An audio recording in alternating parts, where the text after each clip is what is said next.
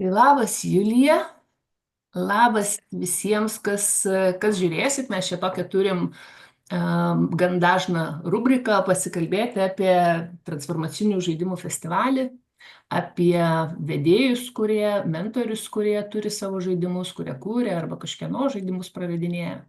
Tai dabar, kas jau ten klausysis, pokalbis vyksta prieš mūsų 8 festivalį, kurį organizuojam 8 lietuvišką transformacinių žaidimų ir metaforų, sąmoningumo įvairiai mes ten pridedam žodžių, kaip sakant, ką paimsi, tuom nepagadinsi.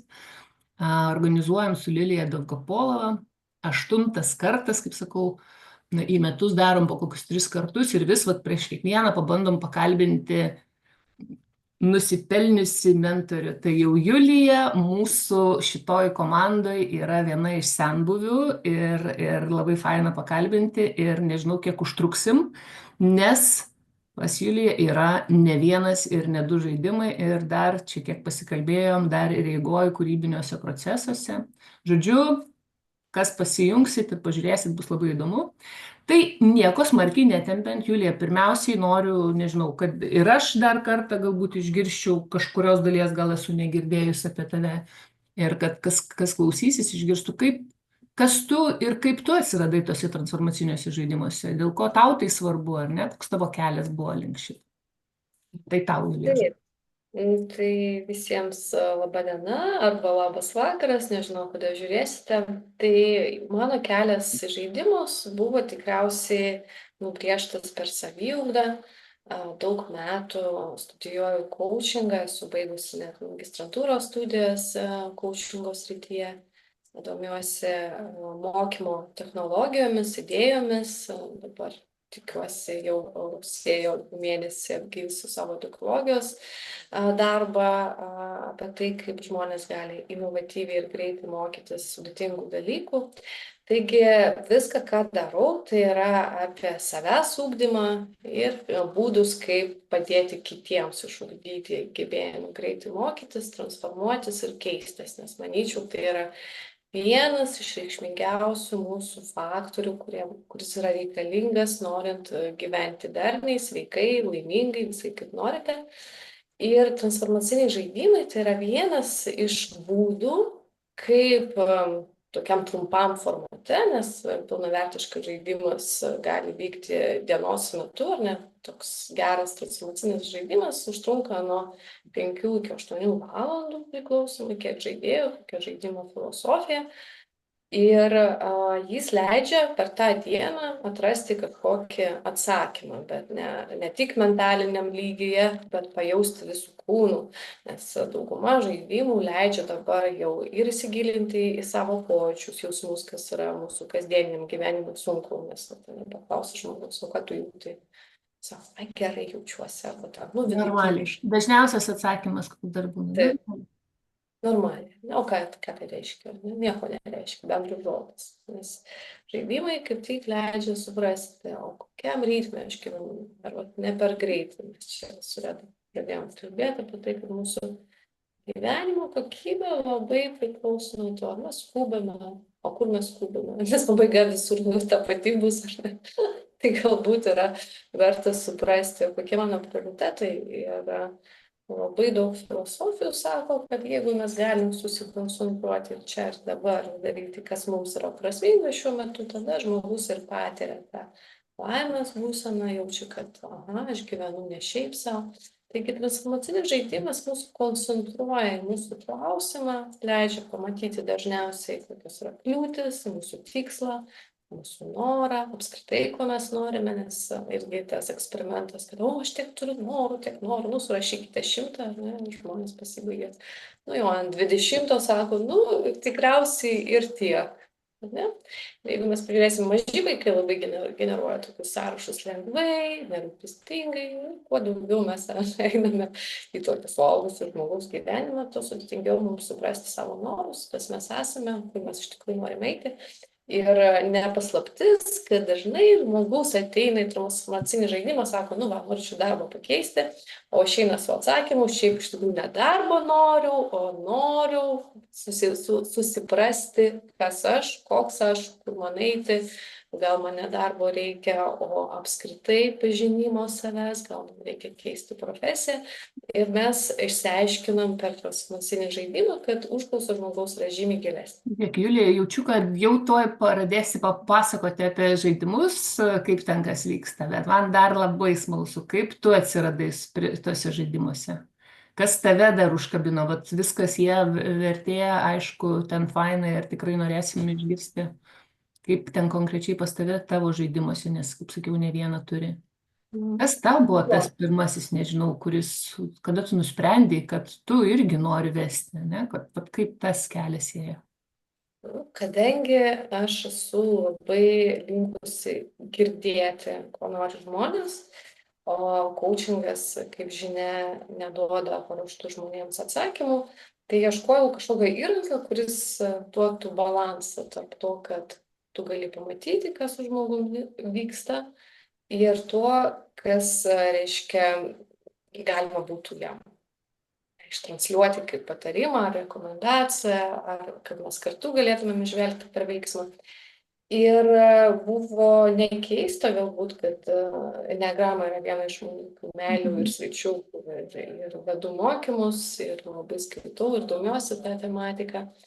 Ir susapnavau sapną apie sielą, kuri 9 kartus atgimsta ir miršta. Ir mačiau, kad jį tai daro kažkaip nedramatiškai, užlįsdama ant lauko. Ir galvoju, kaip čia gali būti, ir atėjo vardas tos herojės, ir paskui mes padarėm iš to netgi tokį mažą performance spektaklį, kurį žiūrėdamas žmogus galėjo suprasti kažkiek, kur jis yra užstrigęs, kur galbūt reikėtų labiau įsiklausyti į save, nes eneagrama kaip tik ir atsakydavo į klausimą, o kokį žaidimą aš žaidžiu, ko aš nematau ir kur aš užstringu per savo ydą, savo charakterio ypatumą, sakykime taip. Bet, kaip paaiškinti eneagramos teoriją, reikia rimtų mokymų, daug laiko ir taip toliau. O tas sapnas man vis neduodavo ramybės. Ir kaip viskas būna neatsitiktinai, jau girdėjau apie tai, kad kažkur ten už Lietuvos ribų vyksta transformacinių žaidimų festivaliai, girdėjau apie Lylą žaidimą, bet tada rasti vedantį, kuris galėtų ten rytoj arba po savaitės tau pravesti, nebuvo galimybės. Aš labai ieškojau, kur galėčiau sužaisti.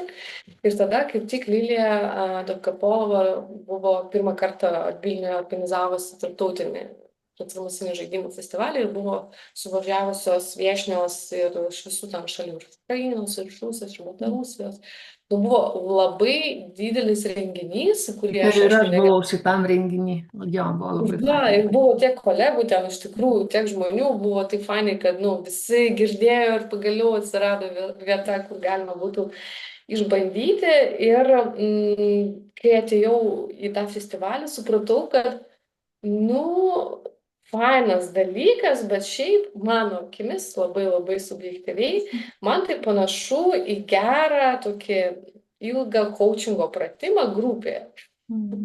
Nes yra laukas ir jis atspindi tai, kas vyksta pasaulyje, ar ne? Yra kažkokio žaidimo taisyklės arba struktūra ir tai yra panašu į pratimą. Ir yra dalyviai, tai yra klientai. Tai mano akimis tai yra tokia grupinė gera coachingo sesija, į kurią priklausomai, kiek žmogus yra pažengęs, arba ten reikia daugiau vaizdų, arba žodžių kažką pamatyti. Tai reiškia daugiau kortelių jis naudoja, arba žaidimas ten jam pats per žaidimo dinamiką parodo. Ir aš supratau, kad tai yra būtent to, ko aš ieškojau. Nes iš vienos pusės aš susipažinau festivalėje su... Buvai coachingė, kaip suprantu, ar ne, jau kuris laikas ir coachingė? Jau daugiau nei 10 metų. Tai man buvo virtuvė ta pažįstama. Ir susipažinau tada festivalėje su Tamara Rogačiova. Ji kalbėjo apie moteriškus questus ir apie herojaus kelią, o tuo metu aš jau vedžiau 5 metus savo herojaus kelią vasarinę kelionę didelę, labai patyriminę. Ir aš net negalėjau patekti pas ją, nes tiek buvo norinčių, kad ten, aš nežinau, prie stalo gal buvo 15 žmonių, galima buvo tik ant galvos atsisėsti tikriausiai. Tai aš tiesiog stovėjau, taip iš viršaus žiūrėjau, kas ten vyksta, nes taip visi norėjo, tai buvo ten, reiškia, tas tiesiog įvykis, metų įvykis, tas žaidimas Metidos sapnai. Ir man taip intuityviai aš pajutau, kad vat, man reikia to žaidimo, nes tuo metu aš daug vedžiau mokymų Gruzijoje. Gruzijoje ta moteriška dalis yra ypatingai kažkaip prislėgta. Aš galvoju, man reikia įrankio, nes, nu, vat, ne, kad naujoką prikviesti, kažkur pasodinti ir kad jis kažką pajaustų per kelias valandas, nu, ne visada tu gali per mokymus tą pasiekti, ar ne? O čia, vat, iš karto ateina laukas, kortelės, dėsningumai visokie, va, žaidžia. Ir taip ir atsitiko, žinokit, aš net negaliu, iš viršaus pasižiūrėjus žaidimą, ten į kelias korteles, turėjau prie ramonės, ir žinot, intuityviai jaučiu, kad man reikia jūsų žaidimo. Gerai, kad jį turėjo nuotolinius mokymus, kaip vesti. Ir aš labai greitai per 2 savaitės, nes man buvo ir taip suplanuota kelionė į Gruziją, realiai į Gruziją nuskridau. Tačiau tą žaidimą pirmą kartą.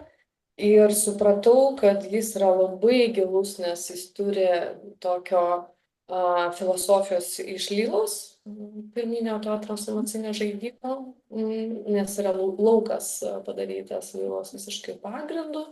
Ir kiekvienas langelis, ta išmintis yra išlaikyta žaidime, plus yra moteriškos kelionės, kuri yra dar aprašyta Bėgančioji su vilkais knygoje, bet praktiškai galima patirti tos dėsnius, galima suprasti, kur mes užstringam Per ir ką archetipus tam reikia. tikrus tokius perėjimus.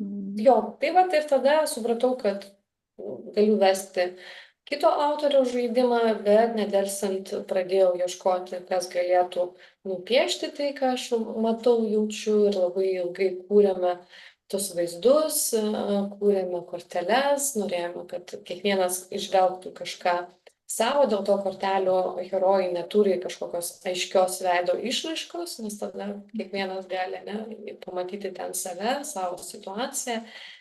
Aprašym pagal lygius, kur žmogus gali strigti, ir laukas leidžia mums suprasti, reiškia, kodėl kažkoks tikslas yra sunkiai įgyvendinamas arba kas aš esu tame tiksle. Ir tai buvo sukurtas 9 keliai Nelmo transformacinis žaidimas, jau mano autorinis žaidimas, kuris leidžia ir pažinti šiek tiek enegramos ir pajausti išmintį tų 9 energijų ir galbūt šiek tiek suprasti, o kas aš esu, kas man būdinga kaip žmogui. Sudalyvaus pas tave 9 keliuose. Kaip suprantu, pradėjai nuo Metidos sapnų, tai dar turiu kur sudalyvauti kažkada. O 9 keliai namo, jo. Ir toks, žinai, kai tavęs klausausi, žinai, pas visus toks savitas šiek tiek kelias, kas pradeda kažkas nuo žaidimų, tada į coachingą, tada į kokią nors tipologiją ar metodiką, kitą žmogaus pažinimo, net kitas dar susiję. Bet pastebėjau tokį dalyką, kad visos geros, man kažkaip net atsiskiria toks suvokimas, kad jeigu, kaip atskirti, kuri yra gera metodika, jeigu jinai limpa su kitom metodikom, nu jos vat kažkoks, jos turi panašumo, galbūt čia, žinai, mes kažkokio naujo ten to dviračio ir nebeišradinėjom, tiesiog jos viena su kita, tam tikra tokia sinergija, viena kitą papildo, tiesiog iš kurio kampo pažiūrėsi, kažkas ima pagrindų coachingą ir prisideda galbūt enegrama ar ne, ar ten kažkokia kita metodika, ar žaidimai, ar metaforos, bet viskas kartu, kažkas su metaforom, su žaidimais, bet panaudoja coachinginius klausimus, žinai, tai toks, nu, vat faina turėti kuo tokį įvairesnį. Netgi mums čia dabar kas klausosi negirdėjo, net ir toks tavo buvo pasidalinimas, ar ta pati Metida, ar Lilo žaidimas, vat viskas į vieną panaudojus, kartais eksperimento prasme labai daug atradimų visokių tokių atrandam. Va, aš tau pasakojau, bet galiu trumpai pakartoti, kad turėjom visai neseniai čia kvietimą pravesti Lilo žaidimą, bet klientas norėjo dar kažko papildomai. Tai su kolegė, kuri veda Lilo žaidimą, labai gražiai veda Olga Vitkauskienė, tikriausiai irgi bus festivalėje. Tai labai rekomenduoju nueiti ir išbandyti, jeigu nebandėt, patį tokį klasiką, nes Lila yra pirmasis transformacinis žaidimas. Ir mes kartu vedėm tą renginį, kai buvo Laukas ir Metidos sapnų ir Lilos, ir buvo labai gražiai papildoma praktika iš Lilos, kad tas langelis, tokia išmintis, tą reiškia, tam eiti. Ir iš Metidos sapnų apie moteriškus questus, tokia buvo interpretacijų daugiau, kortelių, praktikų, kur galbūt Lilos klasikiniam numanoma, kad žmogus turėtų pats suprasti iki to atsakymų ir jis ten stringa, vaikšto pirmyn atgal po tas laukus. Ir, Kaip atverianti pagalbinė, ar ne, kažkokia tokia ir priemonė. buvo taip netikėtai ir mums įdomu, kad tai yra tokia įdomi praktika, kai du yra vedantieji su skirtinga patirtim, su iš skirtingų mokyklų išėję, ar ne? Ir kaip gražiai papildo. O čia Redos mintis apie tai, kad geros praktikos turi labai daug sąlyčio taškų, tikrai pritariu tam. Nes ir coachingė, kai nu, buvo dar čia pasimokysiu naujus metodikų, ten einu į psichologiją, į schemų, reiškia, ten scenarijų arba psichodramų, matai, kad čia panašu į tai, kad mes turėjome čia, bet su kažkokiu papildymu. Ir tai yra visada indikatorius, kad ta technika tikrai veikia, nes ji veikia per kelias filosofijas ir nesvarbu, ar žmonės tai darė tyčia ar netyčia, tai svarbu, kad, reiškia, idėja tikrai yra tokia efektyvi ir ją reikia naudotis. Tai kodėlgi ne, ir tai mus labai praturtina ir duoda pasitikėjimą, kad tikrai tai yra veiksminga. Man netgi, žinai, kas mokosi ten ir pas mane, kaip su metaforiniam kortom dirbti ar panašiai, nu aš galvoju, nu nėra geresnio varianto išsibandyti visas tas praktikas ir suprasti, kaip dar iš įvairių kampų galima panaudoti tas pačias korteles ar metaforas, žinai, negu transformaciniai žaidimai. Tai toks, nu, vat vėl prisijungia ir vėl lygiai taip pat ir į tą patį coachingą, ir į transformacinius žaidimus ir panašiai. Nu gerai, bet grįžtant pas tave, supratau, herojaus kelias, ar ne, kaip tokia meistriškumo gal klasė yra Metidos sapnai, irgi, kaip ir aišku, 9 keliai namo, čia jau tavo toksai brandinis, sakyčiau, kažkaip man su tavim labai susijęs, žinai, vardui tavo. Bet yra kažkoks dar skanulis, tas naujas, kaip suprantu, tas saldainis dar net iki galo neišpakuotas, net, kaip suprantu, dar nėra tokio 100%, kad tikrai turėsim jį, ne, ir festivalyje, ar kaip dar čia. Kas Yra mūsų viltis. dar laukia naujovė?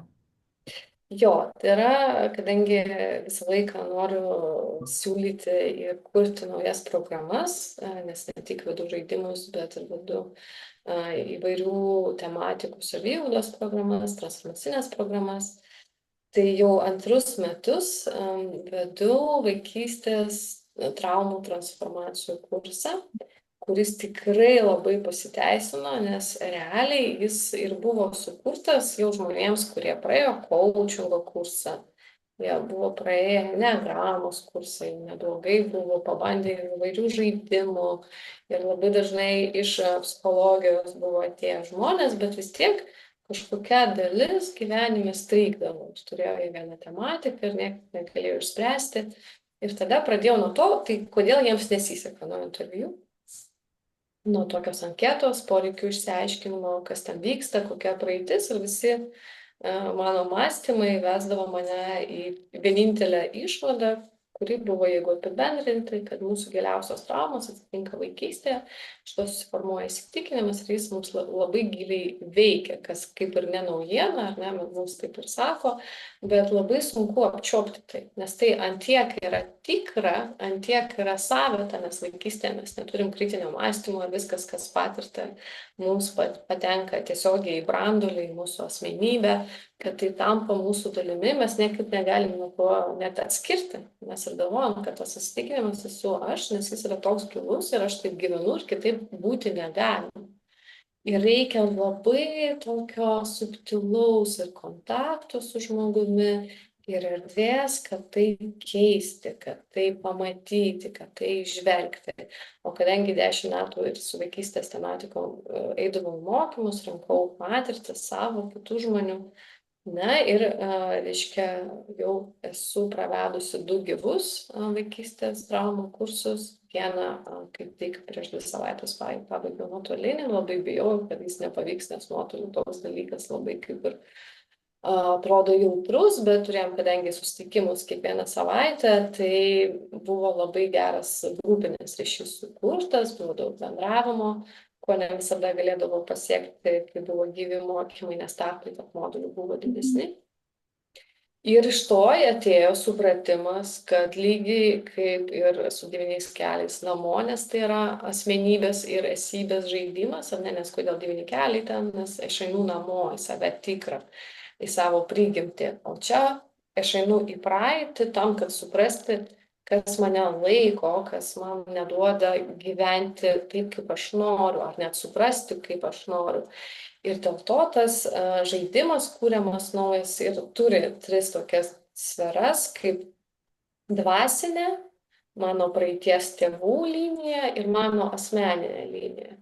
Ir jis pradeda surasti, kur aš stringu, galbūt tai mano tėvų įsitikinimas toks yra tikras, toks gyvas ir gyvena manyje, kad aš tai nesąmoningai atkartau, sakau, ne, aš nepanašu, žmonės sako, nu, ką, aš čia visiškai atvirkščiai darau negu tėvai, bet kai jie pradeda žaisti, kalbėti, arba laukas pradeda jiems rodyti, ar per kortelės jie pamato tam tikrus pavyzdžius arba klausimus, jie sako, nu nieko savo, aš galėjau patikėti, kad aš darysiu taip, kaip darydavo mano mama. Ir tai būna toks prašvietimas, aš sakyčiau, žmogui ir supratimas, ką čia ir dabar aš galiu pakeisti, nes kada pokytis prasideda, kada žmogus gali suprasti ir diagnozuoti, pripažinti tai ir padaryti čia ir dabar sprendimą, kad aš noriu tai keisti.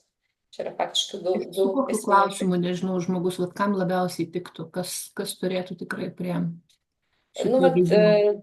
vaikystės traumų transformacija, tai žaidimas, kuris arba intuityviai turėtų tikriausiai suskambėti, kad man reikia, nes mūsų vidinės galios Kažkas jau. tokio, kad norisi su Ne, vat vaikystės. noriu padirbti su vaikystė, nes anksčiau, kai darydavau tiesiog meistro klases tą tematiką kituose festivaliuose, man dažnai organizatoriai pasakydavo, nu ką tu čia 1,5 valandos turėsi, tu čia tokią temą atidengsi ir kaip žmogus ar ne, eisim čia, taip gal nesaugu.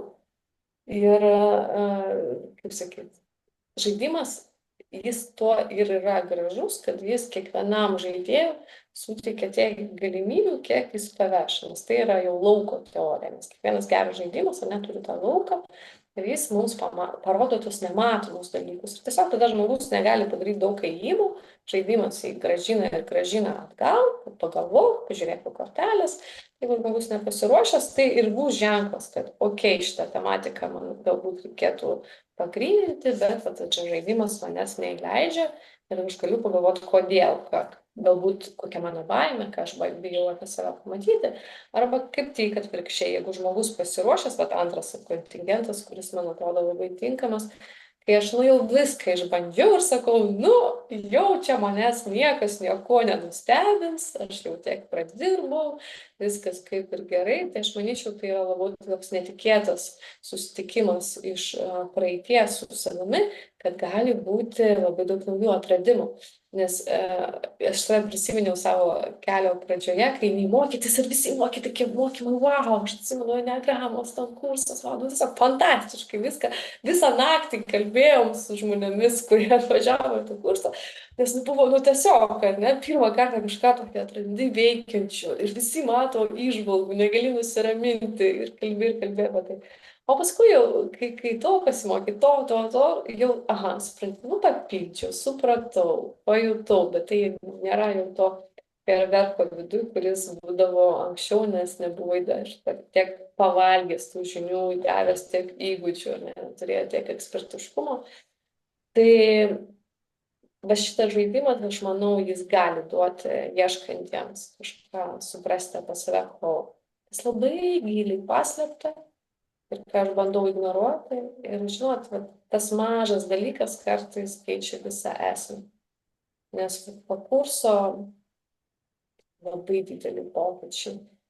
Suprantu, žinai, pas tave gaunasi ir su šito žaidimu, galima tiesiog pasižiūrėti, arba dar kitaip pasakysiu, man visi kartais, nežinau, ar taviškis, pakoreguosi, jeigu ne visai taip. Man, kai žaidžiu, ar ne, kada yra transformacinis žaidimas ir daugelis žmonių iš tikrųjų taip sako, yra toks kaip pasibandymas, tam tikras pasižiūrėjimas toks lyg iš šono savo tos kažkokios realybės arba kažkokios savo situacijos, toks pabandau, kaip bus, jeigu va taip pajudėsiu, ne, jeigu taip ir ta tos tokios nėra lyg didelės naštos, kad, nu, aš padariau žingsnį ir man dabar va tai gyvenime atsilieps, ar ne? Lyg toks scenarijaus pasibandymas, kuris jeigu atradai savo įžvalgų, jeigu atradai galų gale kažkokį sunkumą, tą inkarą, kuris ten laiko įsikibęs kažkuriam lygmenį, niekasgi netrukdo ir netgi paskatinam, ar ne, kad kažkur kur tvarkytis galbūt su tuo žmogus tiesiog pamatė tokia, kame problematika, žinai.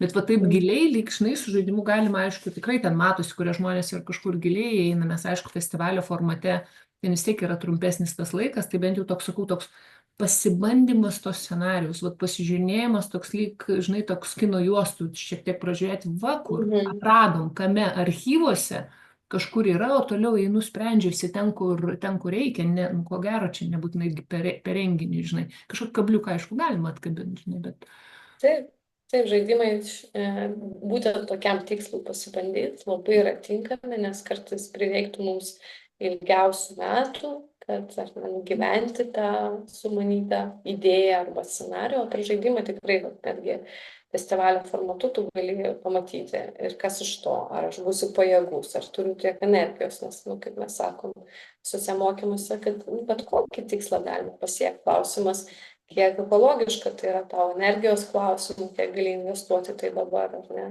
pinigų, koncentracijos, atsisakymų nuo kitų dalykų, o šiaip tai galima ir balerina būti, jeigu tau 60 metų ir tą tokį tikslą galima pasiekti, jeigu tu užsibrėži, kad jis yra centrinis.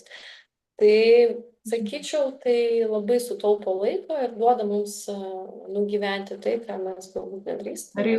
ar jau turi pavadinimą tavo žaidimas? Taip, vardynas dabar atrasam vaikystės traumų transformacija, toks pat kaip ir kurso, nes kol kas nerandu geresnio atitikmens, bet kaip ir dalinausi su tavim, kai pirmą, antrą, trečią kartą vedi žaidimą, tai yra visiškai normalu, kad jis tobulėja ir tu tobulėjai su juo, būtent dėl to man kaip kūrėjai labai norisi į šį festivalį atvežti, bet čia yra daug faktorių dėl spaudyklos Žodžiu, ir kitų prisidės dalykų. kiekvienas prie šito tokio darbo Taip, nes tada tobulinimo. bendra autoriai visi tampa tas, kas dalyvauja, ar ne, nes grįžtamasis ryšys yra tada aukso vertės, nes yra labai svarbu suprasti, nu ir ką pajuto, ką suprato, kas vyko, mažai daug, tai toks, nusakyčiau, pirminis yra labai jautrus vadančiajam pravedimas žaidimo, nes jis toks kaip vaiko parodimas pasauliui ir supratimas, o ką aš galiu reiškia vystyti, kaip Tai žodžiu, mokyti. turi dar šiek tiek laiko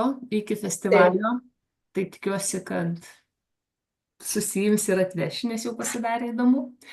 Tai užbaigiant taip, kaip, nežinau, kiekvieno irgi šiek tiek paklausiu, vat iš tavo vedamų, ne, arba iš tavo patirčių, iš tavo vedamų žaidimų, iš kažkokių tokių, kaip pati jautiesi sudalyvavus, ką pakviestum ir dėl ko, vat kam būtų vertinga sudalyvauti tavo manimu ir dėl ko.